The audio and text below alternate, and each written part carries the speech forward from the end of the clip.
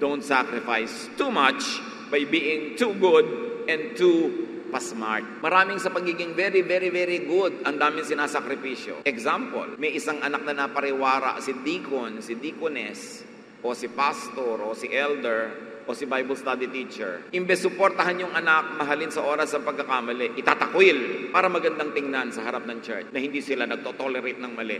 Although yung dibdib ng magulang, gusto mong arugain yung mga anak mo, mahalin mo kahit nagkawindang-windang, kahit nagpagulong-gulong sa kasalanan. Pero para ipakita na righteous ako, godly ako, hindi ko ito-tolerate. Sariling anak ang itatakwil, sariling laman, sariling pamilya ang itatatwa. Yan ang sinasabi ni Solomon, don't kill yourself trying to look good. It's not worth it. Na magpasikat ka sa mga taga-church na ang banal-banal mo habang kinukublihan mo lahat ng mga sugat mo at sugat ng pamilya mo, nagkukunwari kang everything is all right, and to the point that you become unloving and unsupportive to the very loved ones that you should love and support no matter